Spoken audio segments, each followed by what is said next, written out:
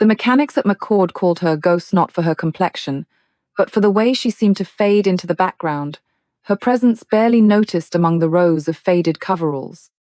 8 years after her court-martial and the loss of her rank, the memory of Captain Rebecca Hawthorne had been scrubbed away, replaced by a silent figure who kept to herself and fixed what others could not. The nickname stuck because she chose anonymity, blending into the maintenance crew, her expertise overlooked by those who saw only another wrench in the line. During the Desert Storm 3 exercise, when the Griffin HX-9 hybrid helicopter jet began trailing smoke over the runway, the control tower watched the crisis unfold.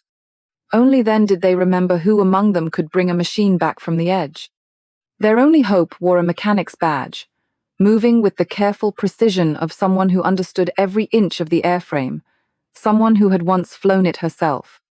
Rebecca Davis arrived before sunrise, her presence marked only by the soft click of boots on concrete as she crossed the hangar's threshold. She kept her head down, her hair pulled back in the same tight bun she'd worn years before, and slipped between tool carts and engine stands with practiced ease. The other mechanics called her Ghost not for any dramatic reason, but because she was always there before the lights came on, already halfway through a technical manual or deep in the guts of a Griffin HX-9, before most of the crew had clocked in. She had a reputation for diagnosing problems that left even the senior techs scratching their heads. Some called her the professor when they thought she couldn't hear, a half-joke about her habit of reading aircraft schematics during lunch, and her uncanny ability to spot a misaligned actuator just by the tone of a hydraulic pump. No one on the crew knew her story, and she made sure it stayed that way. Her personnel file listed her as Rebecca Davis, 8 years on the line, maintenance certifications in 3 airframes, and nothing else remarkable. The squadron pilots barely registered her existence beyond the signature on their daily readiness forms. She liked it that way. The less attention, the fewer questions. She worked the night shifts whenever possible, trading overtime for silence, and spent her breaks alone at the edge of the hangar, flipping through dog-eared manuals or scribbling notes in a battered composition book that never left her sight. The only sign of her past was a steel box under her cot in the far corner of the barracks, hidden beneath a pile of spare uniforms. Inside were 3 things: a tarnished 4-star squadron badge, a faded photo of a young captain beside an F-22, and a letter from Marcus Torreswards she had memorized long ago, written in a hand she'd never see again. Rebecca's routine never changed. At 430, she ran the perimeter fence, her pace steady and unbroken, the cold air burning in her lungs as she counted each step. The security teams got used to seeing her pass by, a solitary figure in grey sweats, never stopping to talk. She finished her run before most of the base stirred, ducked into the showers, and pulled on her coveralls before the first shift change. Every morning, she checked over each Griffin assigned to her section, running her fingers along rivet lines and control surfaces, listening for the faintest rattle or creak. Her notes were meticulous, written in block letters with torque specs, serial numbers, and performance observations. The readiness rates on her aircraft were the highest in the unit, but the credit always went to the pilots. When a Griffin returned from a rough sortie running smoother than before, the officers chalked it up to luck or new parts. Rebecca just logged the data and moved on.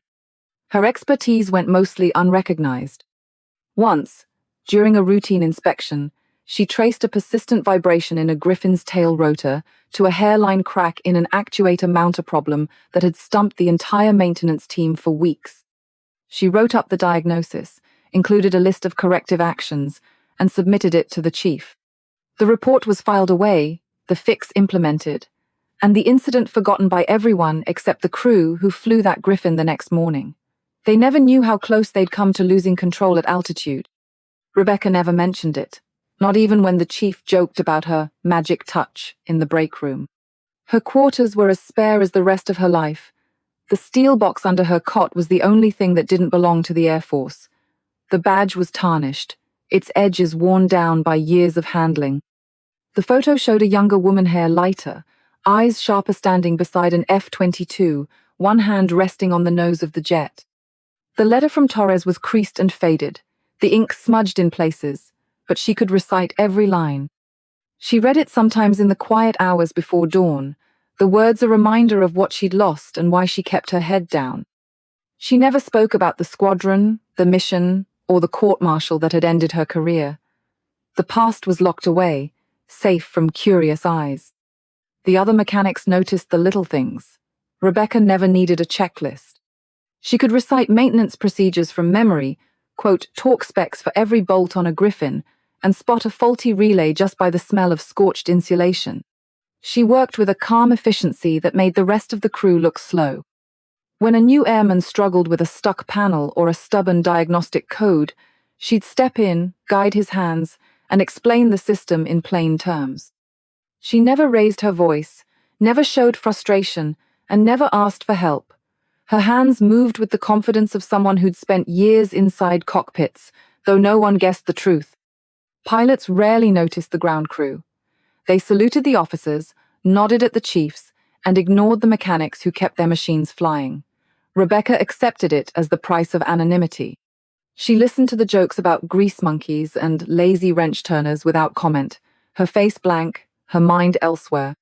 She knew the sound of a Griffin's turbines at idle, the way the controls should feel under pressure, the subtle cues of a system about to fail. Sometimes, as she walked across the flight line, she caught herself adjusting imaginary controls, her fingers curling around an absent stick, the muscle memory still sharp after all these years. When the squadron commander, Captain Derek Harrison, made a snide remark about ground pounders who couldn't tell a rudder from a wrench, Rebecca's cheeks flushed, but she kept her eyes on her clipboard. Senior Master Sergeant Williams caught the exchange and offered to file a complaint, but Rebecca shook her head. She'd learned the cost of drawing attention, and she wasn't about to start a fight she couldn't win. She wore the dismissal like armor, letting it deflect the sting of words that once would have cut deep. The maintenance logs she kept were precise, her notes matching the classified test records she'd memorized years before. Nobody checked her handwriting, and nobody questioned why her marginalia sometimes appeared in Russian or Chinese characters. Her hidden skills surfaced in subtle ways. During a night exercise, a young lieutenant struggled to interpret a radar anomaly. Rebecca listened to the audio, then rattled off the altitude and closure rate, her answer so quick and confident that the crew chief just laughed. "Ghost knows these birds better than their designers," he said, and the conversation moved on. No one wondered how she'd recognized the signature of an incoming threat from a few seconds of static. The truth was buried beneath layers of routine and silence. Rebecca's only indulgence was the time she spent alone with the machines. She preferred the stillness of the hangar after hours, the hum of emergency lights, the distant echo of footsteps on concrete. She'd climb into a Griffin's cockpit and sit in the darkness, hands resting on the controls, eyes closed as she rehearsed checklists and emergency procedures she'd never be asked to perform. Her body remembered every switch, every warning light, every vibration through the seat. Sometimes, in those moments, she let herself imagine what it would be like to take off again, to feel the engines surge and the ground fall away. But the fantasy always ended the same way, with the memory of a radio call she couldn't erase and a voice she'd never hear again. The keepsakes in her steel box were a private ritual. She cleaned the badge with a scrap of cloth, careful not to polish away the patina. She studied the photo, tracing the outline of the F-22's nose, and reread Torres's letter until the words blurred. The hidden past weighed on her, but it also kept her focused. Every day she walked the line between invisibility and exposure, knowing that one misstep could unravel the fragile piece she'd built. She avoided the officers, kept her answers brief, and never volunteered for anything that might draw attention. Her technical prowess didn't go unnoticed by everyone. Major Cross, the operations officer, sometimes lingered after inspections, watching Rebecca work. There was a question in her eyes, but she never asked it. Once, when a Griffin returned with a persistent control issue, Cross handed Rebecca the maintenance report and waited. Rebecca read it, asked 2 questions, and then disappeared into the hangar. She emerged an hour later with a solution and adjustment to the flight control system that restored full authority. Cross nodded, said nothing, and left. The next day, the issue was gone, the report filed, and Rebecca's name nowhere on the paperwork. The crisis that brought her skills into the open began with a simple oversight.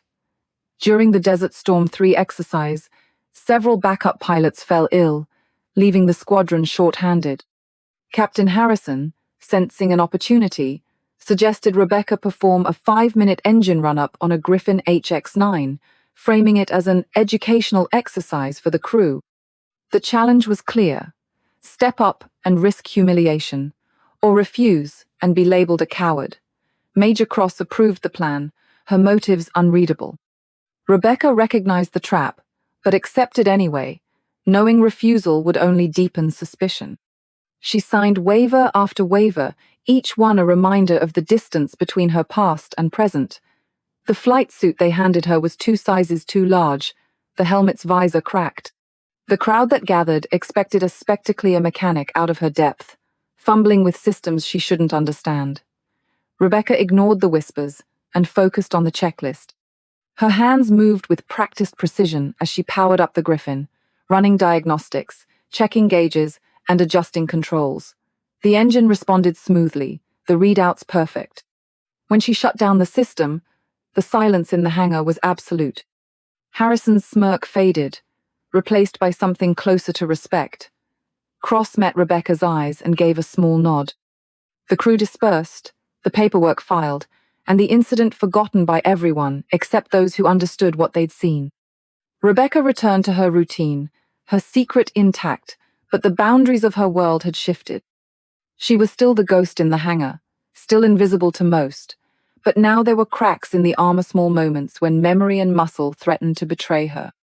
The hum of emergency lights stretched across the empty hangar, casting long shadows over the tool benches and stacked crates. The midnight hours belonged to her alone, the machines waiting in silence for the hands that understood them best. Rebecca's reputation as the Midnight Tinkerer wasn't something she cultivated. It was a byproduct of her need for quiet and the steady, predictable company of machines. She preferred the hangar after hours, when the shift change left only the low whine of fluorescent lights and the distant rumble of fuel trucks. That was when she could work without interruption, free from the sideways glances of day crews and the careless laughter of pilots passing through. Her coveralls blended with the shadows as she moved from bay to bay, clipboard under one arm, flashlight beam cutting across the polished skin of the Griffin HX-9.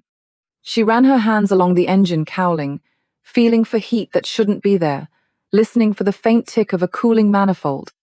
The Griffin was new to the linear hybrid helicopter jet, with a reputation for unpredictable quirks, and a maintenance manual that read more like a warning label than a guide. Most of the crew gave it a wide berth, but Rebecca had read every page, memorized every diagram, and could recite the startup sequence in her sleep. She worked through the night, checking torque on the rotor mast, recalibrating the digital flight control system, and logging microfractures in the composite panels that no one else seemed to notice.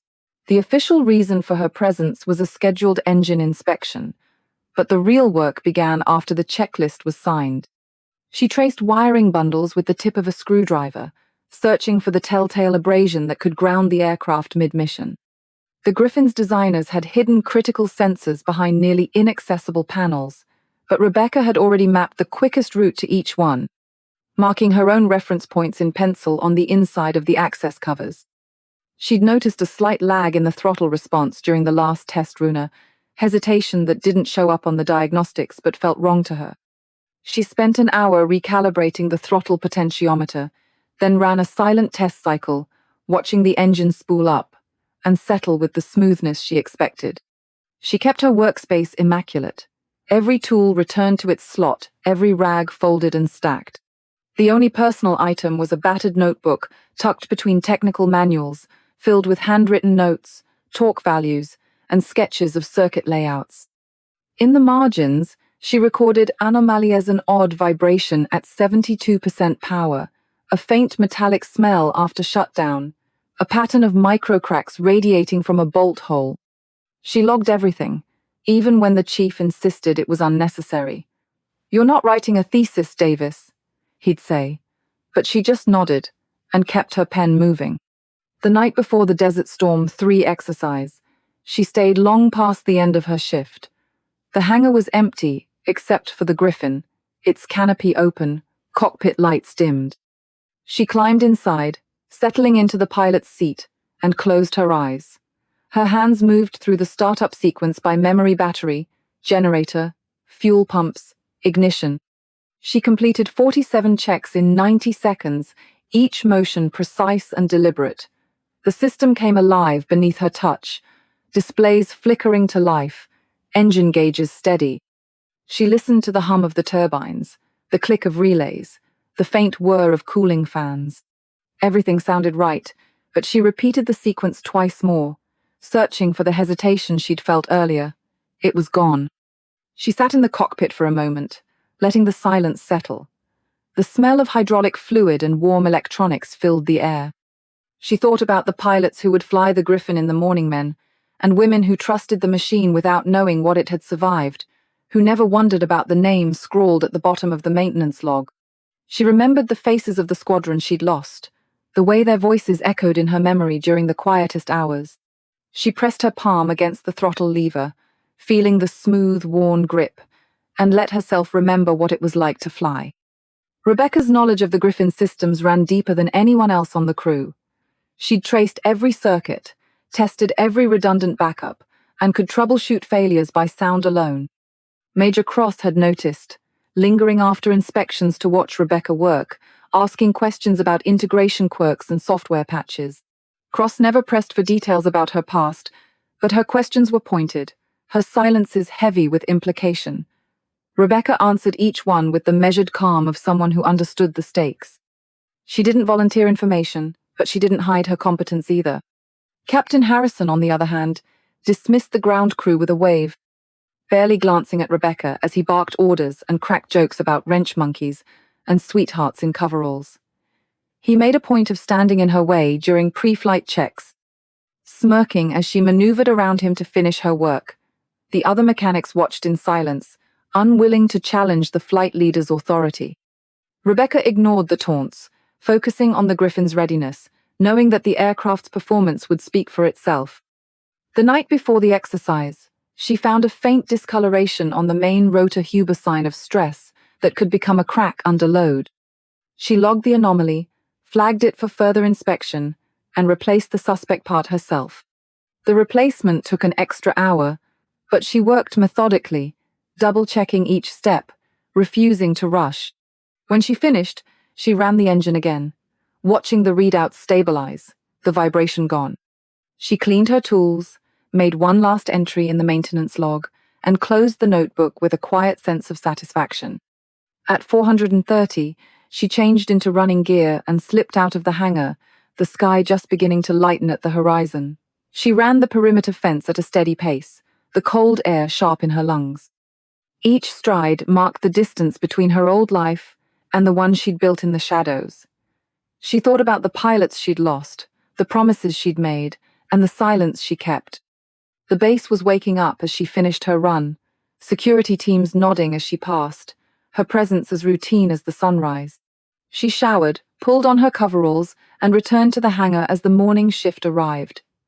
The Griffin sat on its chocks, ready for the day's operations. Rebecca reviewed the pre-flight checklist one last time, double-checking the entries, ensuring nothing had been missed. She handed the logbook to the crew chief, who signed it without reading, trusting her judgment as he always did. She stepped back as the pilots approached, blending into the background, her work done. Rebecca's midnight routine was never about recognition. It was about certainty, knowing that every system would function as intended, that every pilot who climbed into the Griffin would return safely. Her expertise was unspoken, her presence overlooked, but the aircraft told its own story. When the engine started on the first try, when the controls responded without hesitation, when the mission went off without a hitch, the credit went elsewhere. Rebecca didn't mind. She kept her own counsel, recorded her own victories, and prepared for the next challenge. As the day's operations began, Rebecca lingered at the edge of the hangar, watching the Griffin taxi toward the runway. She felt the familiar ache of longing, the urge to be in the cockpit, to feel the machine come alive beneath her hands. She pushed the feeling aside, focusing on the checklist for the next aircraft in line. The routine was a comfort, a shield against the memories that surfaced in the quiet moments. Exercise Desert Talon was set to begin, and the base buzzed with the usual anticipation briefings, checklists, the hum of pre-flight checks filling the air. Rebecca moved through the motions, her mind already cataloguing the possibilities, the contingencies, the things that could go wrong. She kept her distance from the pilots and officers, content to watch from the shadows, her attention fixed on the machines she understood better than anyone. The day would bring its own tests, and Rebecca was ready, even if no one else saw her there. Desert Storm 3 was never meant to draw a crowd, but the briefing room filled anyway. The exercise director's voice droned through the morning as pilots compared notes and maintenance crews waited for assignments. Rebecca Davis stood at the back, clipboard in hand, eyes down. She'd reviewed the Griffin HX-9's readiness 3 times already, her notes precise and unremarkable.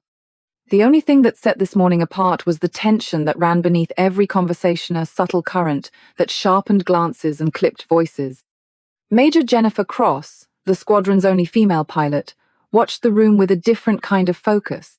She tracked Captain Harrison's movements, noting the way he held court at the center table, his laugh just a little too loud. Harrison's confidence was unshakable, but Cross saw the cracks. She'd observed how he dismissed technical details, relying on bravado to paper over gaps in his understanding. That morning, Cross caught Rebecca's eye for a split second. There was something measured in her gaze, a calculation that made Cross wonder how much the quiet mechanic truly understood about the machines and the people around her. The day's schedule was thrown off by a sudden crisis. 3 backup pilots, all slated for the afternoon rotation, were sidelined by food poisoning. The exercise director scrambled to reassign sorties, but the squadron was left with empty seats and a ticking clock. Harrison seized the moment, his voice carrying across the room. "If we're so desperate for bodies, maybe one of the wrench turners can fill in. How about Davis? She's always got an opinion about the Griffins." The suggestion drew a ripple of laughter from the pilot's table, but the maintenance crew fell silent. Major Cross didn't laugh. She leaned back in her chair, arms crossed, and let the silence stretch. "That's not a bad idea," she said, her tone unreadable. "We're overdue for a systems check on the HX-9. Davis knows the aircraft better than anyone. Let's see if she can run a 5-minute engine cycle. Should be educational for everyone." Cross's words hung in the air, neither mocking nor supportive, just enough to make the challenge official. Rebecca understood the trap. Refuse, and she'd confirm every suspicion about ground crew overstepping their place. Accept, and she'd be putting herself in the spotlight, risking exposure for reasons no one else in the room could guess. The operations officer slid a stack of waivers across the table: ability, flight risk, unauthorized crew in the cockpit. Rebecca signed each one without comment, her signature steady. The hangar filled as word spread. Mechanics lined the walls, pilots clustered near the flight line, and a handful of officers watched with thinly veiled amusement. Harrison leaned against the Griffin's nose, arms folded, his smirk daring Rebecca to back down. She climbed the ladder to the cockpit, helmet in hand, and settled into the seat with a familiarity that drew a few raised eyebrows. Her hands moved through the pre-flight checks in silence, each motion practiced and precise. The crowd expected hesitation, maybe a fumble with the unfamiliar controls. Instead, Rebecca completed the engine start sequence in less than 90 seconds, 47 checks, each one verified and logged. Her voice crackled over the intercom, calm and professional. "Requesting engine start clearance for Griffin HX-9, tail number 221. The tower responded, and the turbines spooled up, the engine settling into a smooth idle. Rebecca's eyes flicked across the displays, scanning for anomalies. She adjusted the throttle, tested the control surfaces, and monitored the flight computer's diagnostics. The aircraft responded exactly as she expected: no lag, no warning lights, just the steady pulse of power through the frame. Harrison's amusement faded as the demonstration continued. Rebecca ran through the emergency procedures, simulating a hydraulic failure and a fire warning, each response textbook. She didn't narrate her actions for the crowd. She didn't need to. The subtle efficiency of her movements spoke for itself. Major Cross watched from the edge of the hangar, her expression unreadable, but her attention never left the cockpit. After 5 minutes, Rebecca powered down the Griffin and climbed out, helmet under her arm. The crowd was quiet, the usual banter replaced by a tension that hadn't been there before. The chief mechanic checked the logbook, flipping through her notes with a frown. "Everything by the book," he said, his voice low. "No errors." Harrison tried to recover, making a joke about beginner's luck, but the edge in his voice betrayed him. For the first time, the pilots looked at Rebecca with something like respect, at least curiosity. She handed the helmet back to the crew chief and returned to her place at the edge of the hangar, blending into the background as the officers regrouped. The next phase of the exercise began with a simulated combat search and rescue scenario. The Griffin HX-9 was assigned as the lead platform, its systems pushed to the limits by a series of coordinated threats. Harrison took the first sortie, his performance competent but unremarkable. The exercise director noted a few minor sloppy turns, missed radio calls but nothing that would stand out on a report. Rebecca watched from the sidelines, her hands steady, her face unreadable. She listened to the radio traffic, tracking the Griffin's telemetry in real time. When Harrison returned, sweating and short-tempered, the aircraft showed signs of stress-overheated avionics, a slight vibration in the rotor assembly. Rebecca made a note in the maintenance log, her handwriting precise. Major Cross approached her after the debrief, her voice low. "You've flown before," she said, not a question but a statement. Rebecca didn't answer. Cross studied her for a moment, then nodded. "You're wasted on the ground." The day wore on, the exercise tempo increasing. The food poisoning incident left the squadron short-staffed, and the director grew impatient. Harrison, sensing an opportunity to reassert control, suggested a second round of demonstration flights.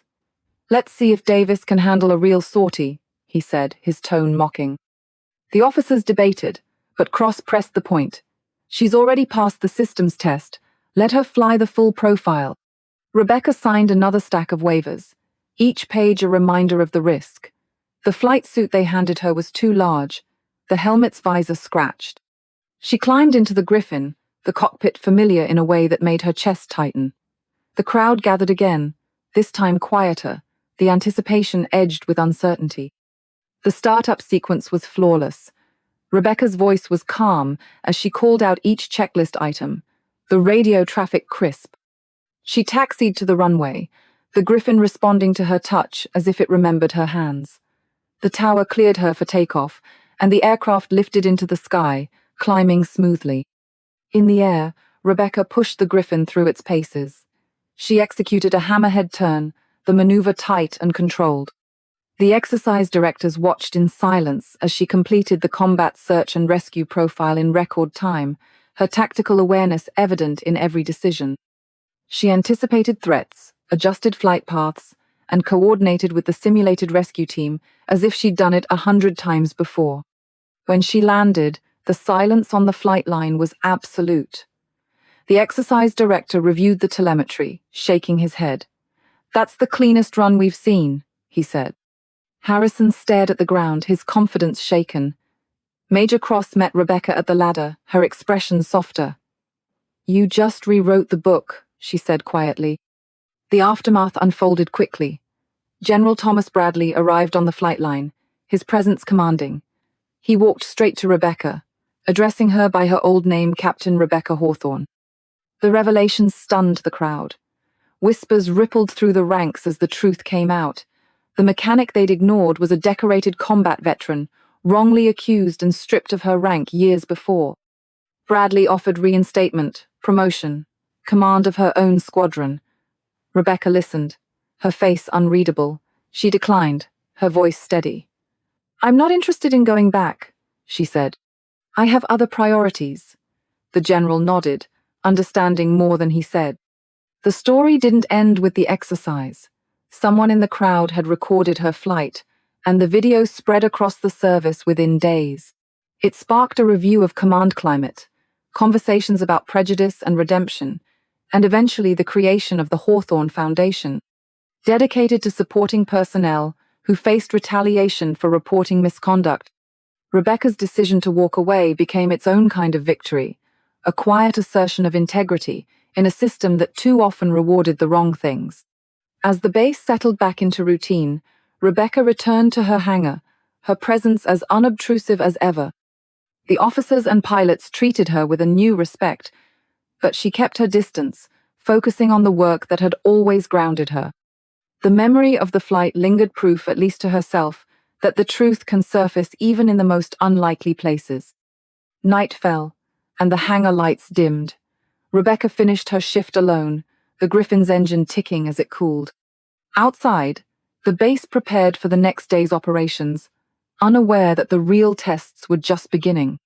By the third day of the exercise, Rebecca's role on base had shifted from invisible operator to the subject of quiet speculation.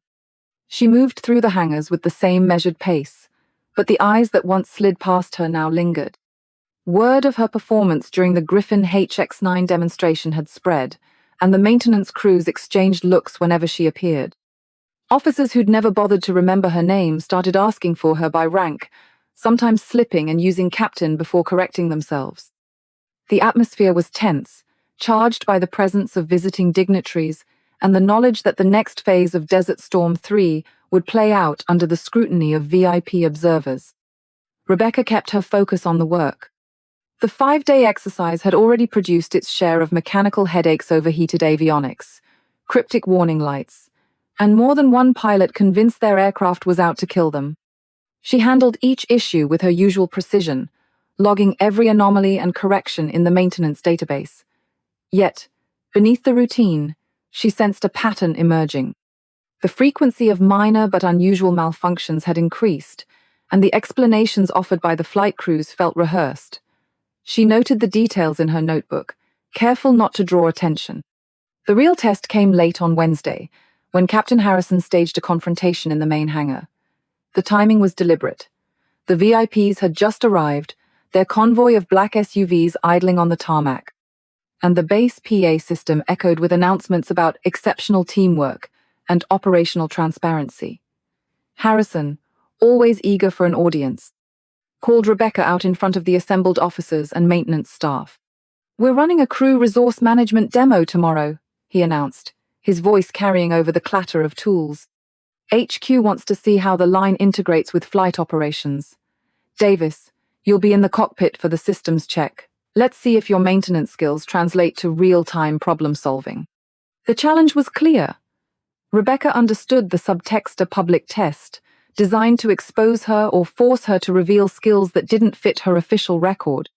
She glanced at Major Cross, who watched the exchange with an unreadable expression. Cross had always been careful around Rebecca, her questions precise, but never intrusive. Now, she simply nodded, as if to say the decision had already been made. Rebecca accepted the assignment without hesitation. She'd been through this before: public scrutiny, the expectation of failure, the subtle pressure to make a mistake. She spent the evening reviewing the Griffin's technical manuals, cross-referencing the latest software updates and maintenance bulletins. She ran through potential failure scenarios, mentally rehearsing the cockpit procedures she hadn't performed in years. Her hands moved across the pages with the same certainty she brought to every task, but her mind drifted to the growing list of questions about the exercise itself. The next morning, the hangar buzzed with anticipation. The VIP observers gathered on the mezzanine, clipboards in hand, their conversations hushed but animated. The maintenance crew assembled on the floor, clustered around the Griffin, as the flight line prepared for the demonstration. Rebecca climbed into the cockpit, her movements efficient and unhurried. She donned the helmet, adjusted the seat, and began the pre-flight checks, her voice steady as she called out each item on the list. Harrison watched from the side, arms folded, a smirk playing at the corners of his mouth. He'd stacked the deck, assigning her a co-pilot with minimal flight hours, and programming the scenario to include a series of cascading system failures. The expectation was clear. Rebecca would struggle, the exercise would end in a controlled learning moment, and Harrison would reinforce the limits of cross-training between maintenance and flight operations. Rebecca ignored the setup. She worked through the checklist, responding to each simulated malfunction with calm efficiency. When the avionics suite glitched, she bypassed the faulty circuit and restored power to the navigation system. When the hydraulic pressure dropped, she isolated the leak, rerouted the fluid, and recalibrated the controls. The co-pilot fumbled for the emergency procedures manual, but Rebecca had already anticipated the next failure, her hands moving across the console with practiced ease. The observers took notes, their murmurs growing quieter as the demonstration continued.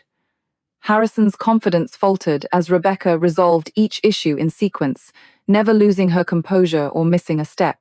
Major Cross watched from the back of the hangar, her face impassive, but her eyes tracking every move. When the final system failure triggered a simulated engine fire, Rebecca executed the shutdown and emergency landing checklist without hesitation. The Griffin rolled to a stop, the scenario complete, and the hangar fell silent. The exercise director reviewed the telemetry, his brow furrowed. "That's the cleanest run we've seen," he said, echoing the words from earlier in the week. The VIPs conferred quietly, their expressions thoughtful. Harrison tried to downplay the result, suggesting that the scenario had been too easy, but no one seemed interested in his excuses. The maintenance crew exchanged glances, some nodding in quiet approval. Rebecca climbed out of the cockpit, helmet under her arm, and returned to her place at the edge of the hangar. She felt the familiar mix of relief and exhaustion, the adrenaline fading as the reality of the moment settled in. The demonstration had been a success, but the scrutiny hadn't lessened. If anything, it had intensified. She caught the NSA liaison watching her from the mezzanine, his expression unreadable.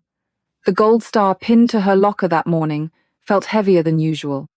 The rest of the day passed in a blur of debriefings and maintenance tasks. Rebecca reviewed the Griffin's data logs, noting a series of minor discrepancies in the flight control software. She flagged them for follow-up, suspecting that someone had tampered with the system in advance of the demonstration. The pattern matched the anomalies she'd noticed earlier in the week, subtle, easily overlooked, but consistent with deliberate interference. That evening she returned to her quarters to find a message slipped under her door. The envelope was unmarked, the handwriting unfamiliar. Inside was a single sheet of paper, a schematic of the Griffin's avionics bay, annotated with a series of numbers that matched the error codes from the day's exercise. At the bottom, a short note, "You're not the only one watching." She burned the paper in the sink, watching the edges curl to ash. The surveillance around her intensified. The same grey Suburban idled outside her building each night, its headlights off, engine barely audible. Her radio picked up bursts of static at odd intervals, always just before she entered the hangar. The NSA liaison lingered near her workstation, his questions growing more pointed. Rebecca answered in monosyllables, offering nothing beyond what was required. Despite the pressure, she maintained her routine. She ran the perimeter at dawn, checked each aircraft assigned to her section, and logged every detail in her notebook. The gold star remained pinned to her safety vest, a silent reminder of the past she tried to keep hidden. The maintenance crew treated her with a mix of respect and wariness, unsure whether to trust the stories that circulated about her background. By Friday, the exercise reached its final phase. The base buzzed with rumors of a surprise evaluation, and the VIP observers grew more visible, their questions more direct. The operations officer called an all-hands meeting in the briefing room, outlining the day's objectives and emphasizing the importance of cross-domain expertise. Harrison, sensing an opportunity, volunteered Rebecca for another demonstration this time, as led in a simulated emergency response. The assignment was clear. She would coordinate a multi-aircraft recovery scenario, managing communications between the flight line, the tower, and the maintenance teams. The exercise director stressed the importance of rapid decision-making and resource allocation, hinting that the outcome would influence future training protocols. Rebecca accepted the task, her expression unreadable. The scenario unfolded. As expected, multiple aircraft declared emergencies, maintenance crews scrambled to diagnose faults, and the tower relayed conflicting instructions. Rebecca moved between teams, issuing orders, prioritizing repairs, and coordinating with the pilots in real time. Her radio crackled with updates, each message met with a calm, measured response. She rerouted resources, delegated tasks, and resolved conflicts with a quiet authority that surprised even the senior officers. As the exercise concluded, the observers gathered for a final debrief. The base commander praised the team's performance, highlighting Rebecca's role as a model of effective resource management. Harrison offered a grudging compliment, his tone flat. Major Cross approached Rebecca afterward, her words brief but sincere. "You did well," she said. "They'll remember this." Rebecca returned to her quarters that night, the weight of the week settling on her shoulders. The surveillance hadn't let up, and the sense of being watched grew stronger. She checked her locks, swept for listening devices, and reviewed her notes from the exercise. The gold star glinted in the dim light, its meaning more ambiguous than ever. The next morning, she received new Ordisha presents requested at Hangar 7 for a classified demonstration. The message was unsigned, the instructions vague. Rebecca packed her tools, donned her coveralls, and headed out, her mind already cataloguing the possibilities. As she crossed the tarmac, the first rays of sunlight caught the edge of the Griffin's canopy, reflecting back the image of a world where nothing was as simple as it seemed. Rebecca's morning began with the same routine she'd honed over years of anonymity. A silent check of her locker, a walk past tools she'd organized by memory, and a careful scan of the flight line as the sun crept over the hangar roofs. The fifth day of Desert Storm 3 brought a chill to the air and a tension that threaded through every conversation. She could feel the eyes on her, a mix of curiosity, suspicion, and something closer to respect. The events of the previous days had shifted the atmosphere. She was no longer just the quiet mechanic in the corner. Her competence had become impossible to ignore. The exercise's final phase was set to unfold under the scrutiny of visiting generals and a cluster of civilian observers. The base commander's morning briefing was terse. All eyes would be on the Griffin HX-9 demonstration. Rebecca's name appeared at the top of the assignment sheet, highlighted in yellow. The implication was clear. She'd been selected to perform a full systems check and demonstration flight in front of the assembled brass, a test as much of her composure as her technical skill. The other mechanics offered clipped nods or avoided her gaze entirely. Major Cross caught her eye and gave a brief, silent nod of encouragement. Rebecca moved through her pre-flight inspection with the same methodical precision she brought to every task. She ran her hand along the Griffin's composite skin, checking for heat where there shouldn't be any, listening for the subtle tick of cooling metal. She felt the familiar hum of the aircraft's systems beneath her fingertips, the language of machines more comfortable than any conversation she'd had in months. She logged each step in the maintenance record, her handwriting blocky and precise. The routine calmed her, but she noted every detail, no matter how small. A faint scuff on the landing gear, a slightly sticky relay in the avionics bay, a torque spec half a degree off. She flagged them all, knowing that even the smallest anomaly could become a problem in the air. As the demonstration hour approached, the hangar filled with a quiet, expectant crowd. Pilots, maintenance chiefs, and officers gathered along the walls, their conversations falling away as Rebecca donned a flight suit 2 sizes too large and accepted a battered helmet from the crew chief. The general's staff lingered near the mezzanine, clipboards in hand, their faces set in polite neutrality. Rebecca's pulse stayed steady. She'd been here before, in a sense call to prove herself, in front of those who had already decided what they wanted to see. She climbed the ladder into the Griffin's cockpit, her movements deliberate and unhurried. The interior was familiar, every switch and dial mapped in her mind from years of study and maintenance. She settled into the seat, adjusted the harness, and began the pre-flight checklist. 47 items, each one checked and double-checked in sequence. She called out each step in a clear, even voice, her tone betraying none of the tension she felt. The crew chief stood below, clipboard poised, ticking off each item as she worked. The crowd outside the cockpit was silent, save for the occasional cough or the scrape of a boot on concrete. Rebecca finished the checklist in 90 seconds, her hands moving with practiced certainty. She keyed the radio and contacted the tower. Requesting engine start clearance for Griffin HX9, tail number 221. Her voice was calm, professional. The tower replied, and she initiated the start sequence. The turbines spooled up with a low, rising whine, the displays flickered to life, and the aircraft systems stabilized. She scanned the readouts, checked for warning lights, and moved through the final pre-takeoff checks without hesitation. Major Cross watched from the edge of the hangar, her expression unreadable. Captain Harrison leaned against the wing, arms folded, a faint smirk on his lips. He expected her to falter, to miss something or reveal a gap in her training. Instead, Rebecca's motions were smooth and precise. She adjusted the throttle, cycled the control surfaces, and ran a diagnostic on the flight computer. Everything responded as it should. She logged each result and waited for the final clearance. The tower's voice crackled in her headset. Griffin, 221, you are cleared for taxi and takeoff. Proceed when ready. Rebecca acknowledged, released the brakes, and guided the aircraft toward the runway.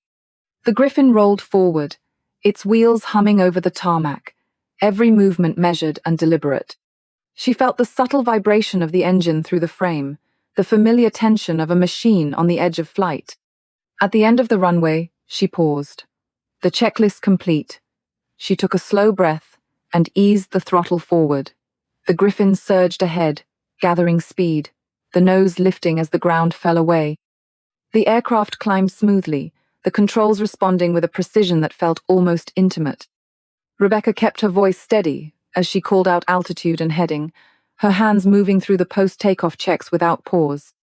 The demonstration called for a standard circuit, but Rebecca added a subtle touch, a gentle roll, a tight turn at the edge of the pattern, a climb that pushed the Griffin's engines just past the expected limits.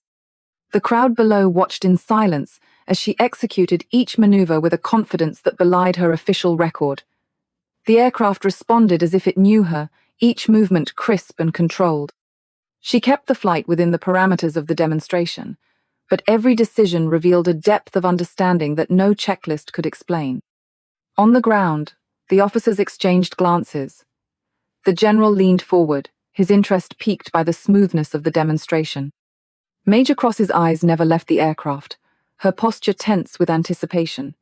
Captain Harrison's smirk faded, replaced by something closer to uncertainty. Rebecca brought the Griffin around for a final pass, lowering the landing gear and aligning with the runway. The touchdown was smooth, the deceleration steady. She taxied back to the hangar, powered down the systems, and completed the shutdown checklist. The silence in the cockpit felt heavier than ever as she removed her helmet and handed it to the crew chief. She climbed down the ladder, her boots hitting the concrete with a quiet finality. The crowd remained silent for a moment, then broke into scattered applause. The general approached, his expression thoughtful. He asked a few questions about the aircraft's performance, her observations on the systems, and the minor anomalies she'd noted in the log. Rebecca answered each question with the same calm precision she'd brought to the flight. Her responses were concise, technical, and free of embellishment. It was then that General Thomas Bradley stepped forward. He studied Rebecca for a long moment, his gaze sharp. "You flew that like someone who's done it before," he said quietly. The words hung in the air, drawing the attention of everyone nearby. Rebecca met his eyes, her own expression unreadable. Bradley continued, his voice low but carrying. "I remember you, Captain Rebecca Hawthorne. You led the Raptors in Desert Shield." The crowd shifted, whispers rippling through the ranks. The truth surfaced in that momentha hidden identity, the years spent in exile, the skills that had never faded. The officers who had dismissed her looked away. The mechanics who had worked beside her exchanged glances, some with newfound respect, others with uncertainty. Rebecca stood silent, letting the revelation settle. She felt the weight of the years, the injustice, the silence, the endless routine oppress against her. Bradley offered reinstatement, a promotion, the chance to reclaim her place in the Air Force. Rebecca listened, her face impassive. She declined, her voice steady. "I have other priorities now." The general nodded, understanding more than he said. The conversation ended, but the impact lingered. The crowd dispersed slowly, the mood subdued. Rebecca returned to her place at the edge of the hangar, her presence acknowledged but still set apart. As dust settled over the base, she walked the flight line alone. The Griffin's engine ticked as it cooled, the last echoes of the day fading into silence. The base lights flickered on, casting long shadows across the tarmac. Rebecca paused beside the aircraft, her hand resting on the fuselage. She thought of the years lost, the battles fought in silence, and the truth that had finally come to light. Inside her quarters, she opened the metal box beneath her cot. The squadron badge was still tarnished, the photograph still faded, the letter from Torres still folded at the top. She traced the outline of the badge with her thumb, the memory of her old life sharp in the quiet. The revelation had changed everything, and yet nothing at all. The routine would continue, the work would remain. But the mask of anonymity had slipped, and the world would never see her the same way again.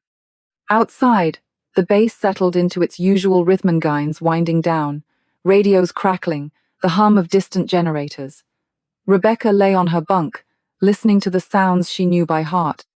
Tomorrow would bring new challenges, new questions, and the possibility of consequences she couldn't yet predict. For now, she let the silence settle, knowing that the reckoning she'd avoided for years was finally at hand. Daylight faded from the hangar windows as the last echoes of applause dissolved into a hush that felt heavier than any accusation. The Griffin HX-9 stood at the center of it all, its composite skin still warm from flight, engine ticking faintly as it cooled. Rebecca Davis, still dressed in a borrowed flight suit, hair damp with sweat, remained at the edge of the crowd, her hands steady, her eyes fixed on the aircraft she'd just flown. The assembled officers, mechanics, and visiting dignitaries kept their distance, the silence broken only by the low murmur of radios and the shuffling of boots against concrete. The reckoning arrived not with a shout, but with the measured footsteps of General Thomas Bradley crossing the hangar floor. He paused beside the Griffin, glancing once at the logbook still resting on the wing. The general's presence commanded attention. Even those who had dismissed Rebecca as a mere mechanic now straightened their posture, uncertain what came next. Bradley's gaze settled on her, searching for something beneath the surface. She met his eyes without flinching. He spoke quietly, but his words carried through the hangar. That was a combat pilot's flight profile, not something you see from ground crew. The implication lingered. Rebecca didn't answer, letting the silence fill the space between them. Bradley turned to the officers, his tone shifting from curiosity to authority. Who authorized this demonstration? Colonel Stone stepped forward, his face pale. It was a necessity, sir. We had no backup pilots after the incident. Harrison, arms folded, tried to reclaim the moment. She's good with a wrench, sir, but she's no pilot. His voice cracked at the end, a tremor betraying the certainty he'd relied on for years. Major Cross, standing nearby, didn't bother to hide her disdain. She's more than a pilot, Derek, and you know it. Bradley's attention never wavered from Rebecca. Name and rank, Sergeant. The words were a test. Rebecca hesitated, the weight of 8 years pressing down on her shoulders. She could feel the eyes of the entire squadron, the maintenance crews, even the civilian observers. She drew a breath, steady and slow. Captain Rebecca Hawthorne, United States Air Force. The syllables felt foreign after so long, but her voice did not waver.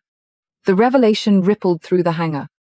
A few gasps, a stifled exclamation from the back, the sudden realization that the woman they'd ignored was the same pilot whose name had once been spoken with reverence and then with suspicion. Bradley nodded, his expression softening. I thought so. I remember you from Nellis. You led the Raptors in Desert Shield. Colonel Stone's face reddened. Harrison looked away, his confidence finally broken. The maintenance crew exchanged glances, some with disbelief, others with quiet pride. Major Cross stepped forward, her voice low. She's the reason the Griffin's still flying. She's the reason half the squadron is still here. For a moment, no one moved. The Griffin's engine cooled, the only sound in the hangar. Then Bradley spoke again. You were wronged, Captain. The court-martial was a mistake. I'm authorized to restore your rank and offer you command of this squadron." He extended a hand, the gesture formal and final. Rebecca looked at the outstretched hand, the promise of vindication. She remembered the years spent in silence, the hours alone with machines, the sting of dismissal from men like Harrison. She thought of the pilots she'd lost, the letters she kept hidden, the badge she polished only in the dark. The offer was everything she'd once wanted. But now, standing in the light of the hangar, she understood what true victory meant. She shook her head. "I appreciate it, sir, but I'm done chasing someone else's definition of worth." The words were quiet, but the truth in them was unmistakable. She reached up and unzipped the flight suit, slipping her arms free and folding it neatly over her forearm. She turned to Harrison, holding the suit out to him. "You can have this back. I never needed it to prove anything." Harrison took the suit without meeting her eyes. The gesture was small, but it stripped away the last of his authority. Major Cross watched in silence, a faint smile at the corner of her mouth. The rest of the crew began to understand her worth had never depended on their recognition. General Bradley gave a slow nod. "You're making the right choice, Captain. Sometimes walking away is the bravest thing you can do." He turned to address the assembled officers, his voice rising. "Let this serve as a reminder. Talent doesn't always wear the stripes you expect. Remember that." Rebecca stepped back, blending into the edge of the crowd. The hangar doors stood open now, letting in the evening air. The base outside was quiet, the last rays of sunlight glinting off the Griffin's canopy. She felt the eyes of the squadron on her, but she didn't shrink from it. She had nothing left to hide. As the crowd dispersed, she collected her belongings from the locker room. The steel box fit easily under her arm, the weight familiar. She paused at the threshold, looking back one last time. The Griffin stood alone on the tarmac, its silhouette sharp against the fading sky. She closed her eyes and remembered what it felt like to fly not just the machine, but the freedom that came with being seen for who she was. The walk across the base felt different now. The routine was unchanged boots on gravel, the distant hum of generators, the low chatter of radios, but the burden was lighter. She passed the barracks, the mess hall, the security checkpoint, each place a reminder of the years she'd spent in the shadows. The guards at the gate nodded as she passed, their expressions unreadable. In her quarters, she set the steel box on the narrow desk and sat on the edge of the bunk. She opened the lid, running her fingers over the badge, the photograph, the letter. She read Torres's words again, the ink faded, but the meaning clear. She traced the outline of the squadron patch, the memory of her old life sharp and bittersweet. A knock sounded at the door. Major Cross stood in the hallway, hands in her pockets. She didn't say anything at first, just leaned against the doorframe. "You did more than prove a point today," she said finally. "You reminded them what integrity looks like." Rebecca nodded, the silence between them comfortable. Cross pushed off the wall. "If you ever want to fly again, you know where to find me." She left without waiting for a reply. Rebecca closed the box and slid it back under the bunk. She lay back, staring at the ceiling, listening to the quiet. The decisions of the day replayed in her mind not with regret, but with a sense of finality. She had chosen her own path, defined her own worth, and refused to let the system dictate her value. Outside, the base settled into its nighttime rhythm. The Griffin's engine cooled, the lights in the hangar dimmed, and the last of the officers headed home. The world moved on, but something fundamental had shifted. Rebecca's name was no longer a secret. Her story, once buried beneath layers of red tape and silence, was finally her own to tell. In the days that followed, rumors spread through the ranks. Some said she'd been a test pilot for the HX-9 program all along. Others whispered about her time in Desert Shield, the missions that never made it into the official record.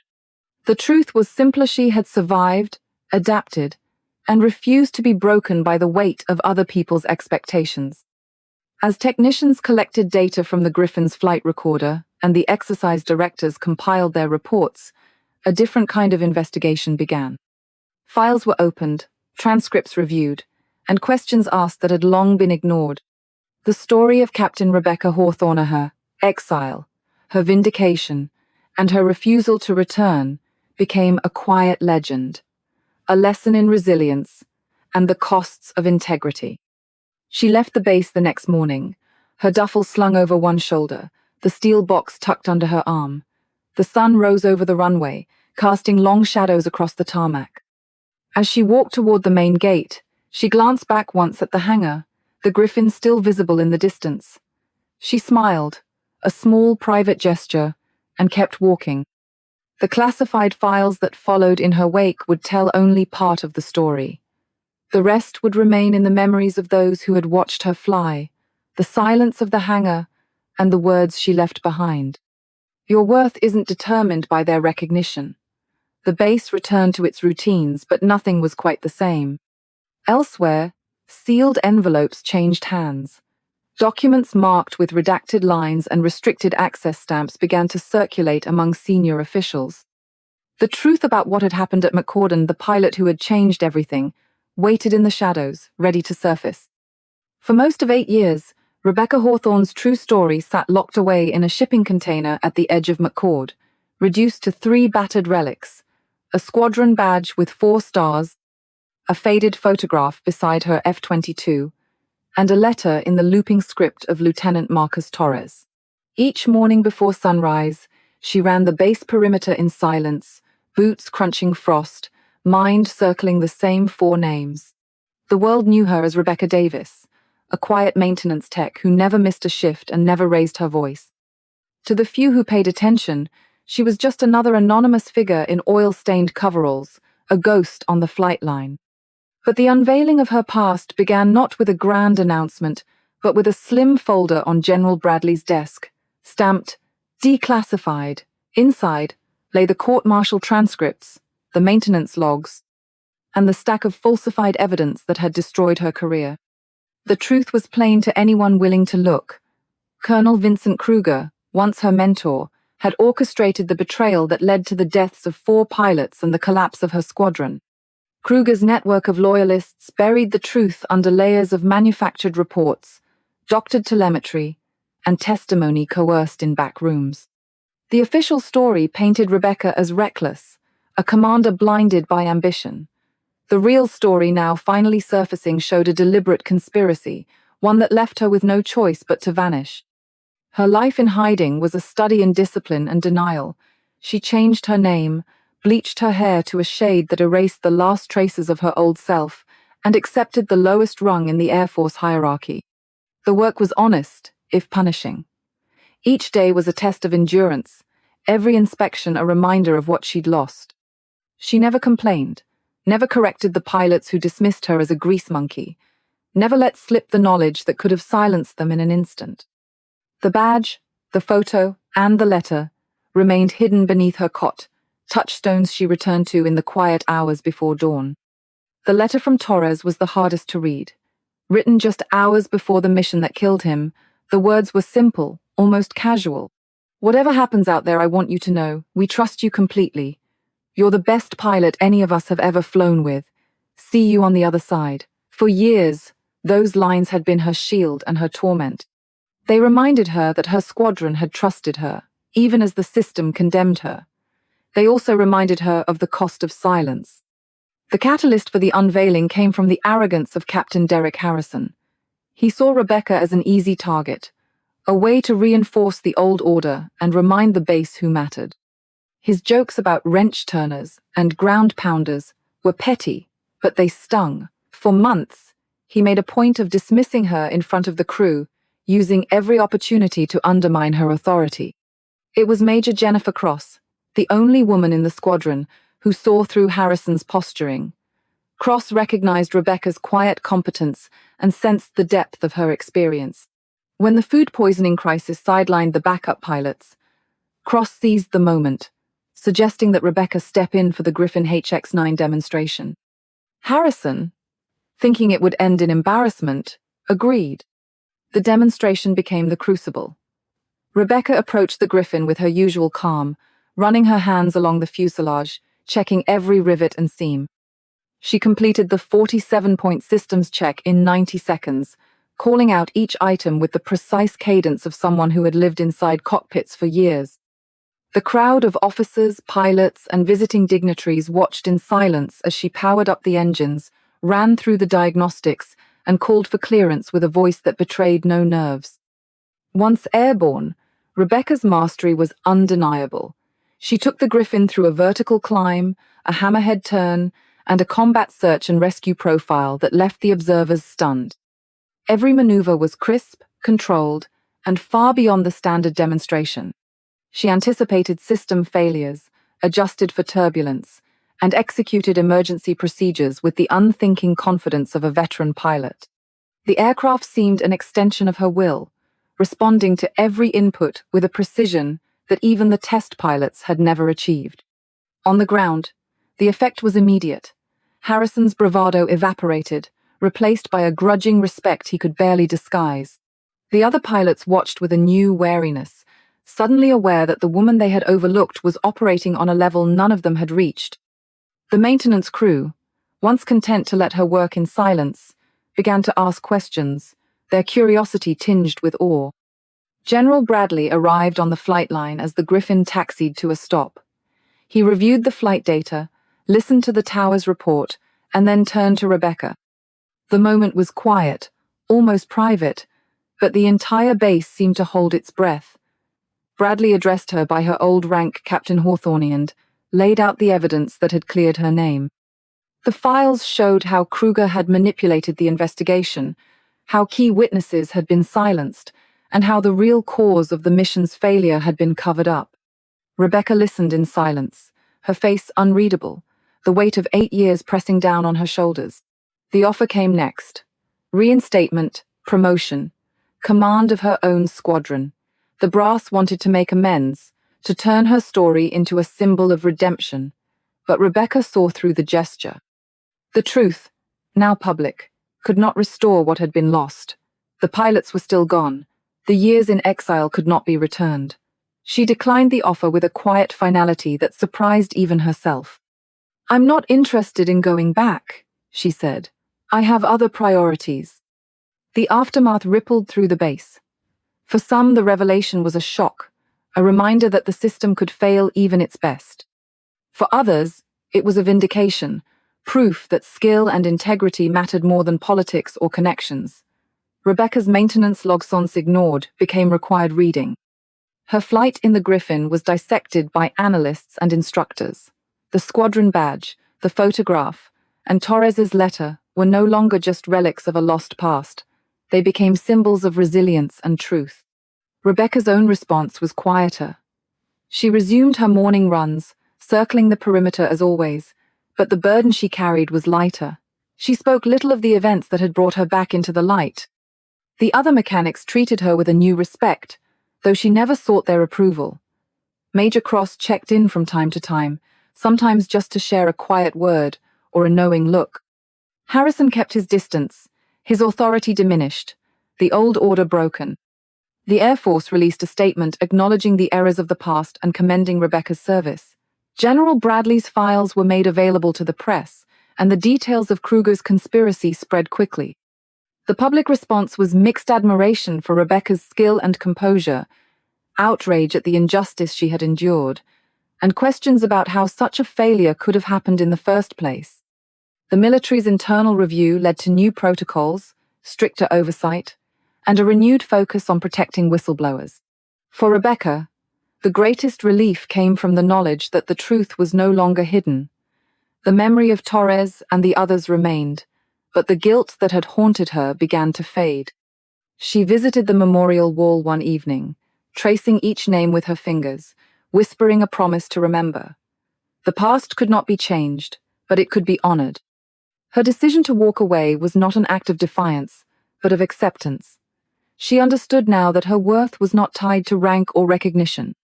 The years spent in exile had taught her the value of quiet competence, of doing the right thing even when no one was watching. She left the base with little fanfare, her steel box tucked under one arm, the badge and letter inside. The photo of her with the F-22 was returned to the squadron ready room, a silent reminder of what had been lost and what had been found. As the weeks passed, Rebecca settled into a new rhythm. The headlines faded, the questions quieted, and life at McCord returned to its routines. But the story of Captain Hawthorne lingered. Pilots who had once dismissed her now quoted her checklists. Mechanics studied her logs. The base itself seemed changed, a little more willing to listen, a little less quick to judge. Rebecca's unveiling was not a triumphant return, but a measured acceptance of the truth. She had survived betrayal, endured exile, and emerged with her integrity intact. The system that had failed her was forced to reckon with its mistakes, and the people who had doubted her learned the cost of underestimating quiet strength. In time, her story would become part of the base's unofficial history, a cautionary tale, and a source of inspiration. For Rebecca, it was enough to know that the truth had finally been seen, and that she could move forward on her own terms. With the records cleared and the past finally acknowledged, the next chapter waited, one defined not by rank or recognition, but by the choices she would make for herself. News of what happened at Blackstone spread with a speed that surprised even those closest to the story. Within a day, the video of Captain Rebecca Hawthorne's Griffin demonstration had been watched by millions. The footage showed not just her technical mastery in the cockpit, but the way she carried herself in the aftermath, quiet, steady, unmoved by the sudden attention. The camera lingered on faces in the crowd, the disbelief on Captain Harrison's, the calculation in General Bradley's, and the dawning realization among the mechanics who'd worked beside her for years without ever really seeing her. The fallout for Captain Derek Harrison was immediate and public. The same arrogance that had shielded him for years became evidence against him. His dismissive comments, captured on a hot mic, circulated alongside the flight video. Political allies distanced themselves. The Air Force opened an investigation into his conduct, and the findings were damning. He was stripped of rank, dishonorably discharged, and left to explain his actions to a world that no longer cared to listen. The last anyone heard, he was managing a used car lot in a small town, his name a footnote in leadership training modules about hubris and the cost of ignoring quiet competence. For Major Jennifer Cross, the aftermath carried a different weight. She had been the one to see through the noise, to recognize what Rebecca brought to the squadron. In the days following the demonstration, she met with General Bradley, not to celebrate the outcome, but to ask what needed to change, so no one else would be forced into silence. Her questions were pointed. How many others had been overlooked? What would it take to make the system accountable? Cross's insistence on real reform helped set in motion a broader review, one that reached beyond Blackstone and into the highest levels of the Air Force.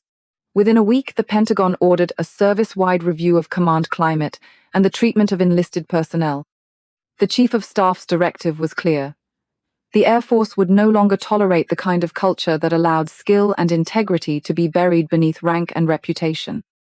Commanders across the country received new guidance on ethical leadership, inclusivity, and the responsibility to listen to every voice. The review was more than a public gesture. It triggered a wave of self-examination, from the flight line to the academy lecture halls. For many, it was the first time they had considered how easy it was to miss the quiet ones, the ones who did the work that kept everything running but never sought the spotlight. The story didn't end with policy memos or press releases.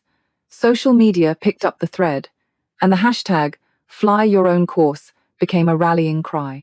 Airmen, veterans, and civilians alike began sharing their own stories of being overlooked, misunderstood, or written off. Some posted photos of oil-stained hands, others of medals tucked away in drawers, and a few wrote about the moments when they, too, had chosen to keep going even when no one was watching. The movement grew beyond the Air Force. It reached teachers, nurses, engineers, anyone who had ever been told they would just support, never the main event. Rebecca's name appeared in essays, in op-eds, in the margins of training manuals. Her story became shorthand for resilience, for the quiet kind of strength that doesn't announce itself but refuses to break. General Thomas Bradley, for his part, took the events at Blackstone personally. He had been there at the beginning, back when Rebecca was still a cadet, and he carried the guilt of not having protected her when it mattered most. In the weeks after the video went viral, he worked with lawmakers and advocacy groups to establish the Hawthorne Foundation, a non-profit dedicated to supporting military personnel who faced retaliation for reporting misconduct. The Foundation's first actions were practical: legal aid, counseling, and a confidential hotline for whistleblowers. But its real legacy was in the conversations it started. Commanders who had once dismissed complaints as distractions now had to answer for their decisions. The Air Force, long resistant to outside scrutiny, found itself under a new kind of pressure run that demanded transparency and accountability. 2 weeks after the demonstration, Congress convened a hearing on military justice and command accountability.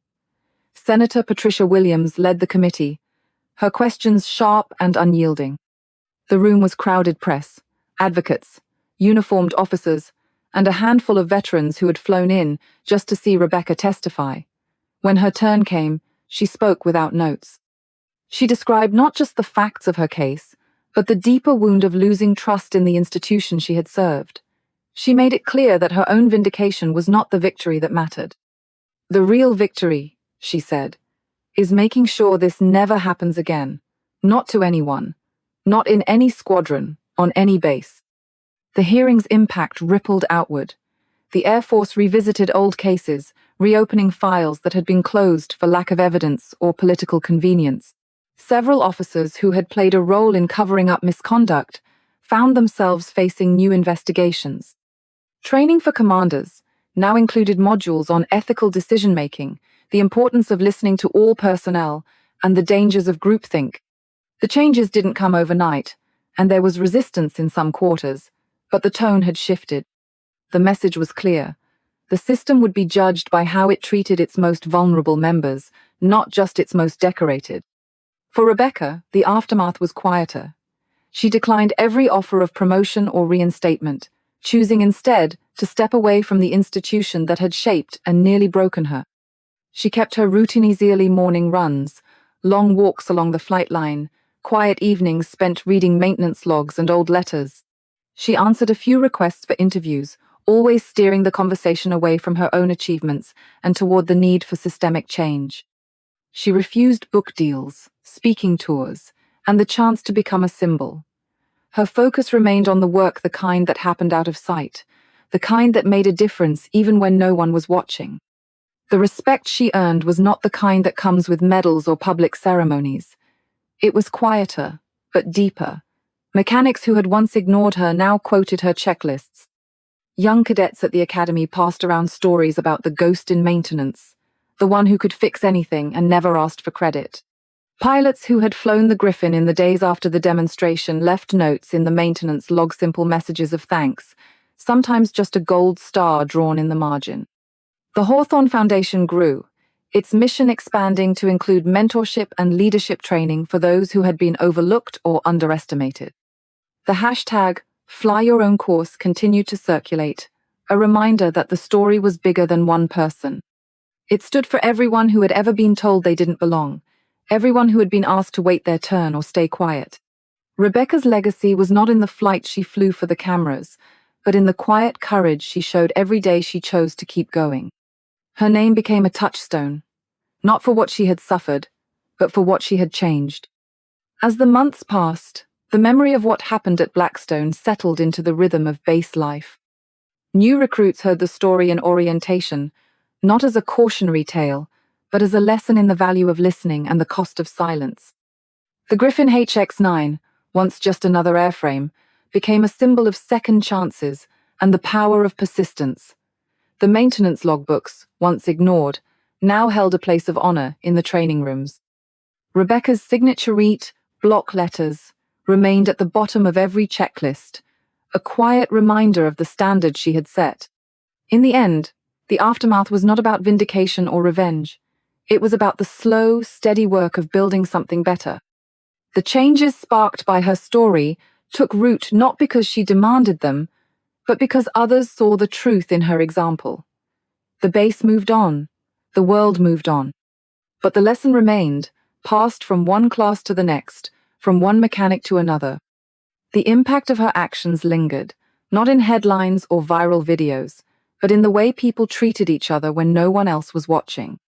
There are victories that leave no parade, no citation, no headline. Some are measured in the space between two people in a hangar, in the quiet nod of respect, in the decision to do the right thing when it would be easier to look away. The story of Captain Rebecca Hawthorne did not end with her flight. It continued in the small daily choices of those who learned from her example. And in that way, her legacy endures resilient, steady, and impossible to ignore. In the end, what matters most isn't the applause or the medals, but the steady resolve to do the job right, even when no one notices. Some victories are marked in grease-stained coveralls and maintenance logs, not in headlines or ceremonies.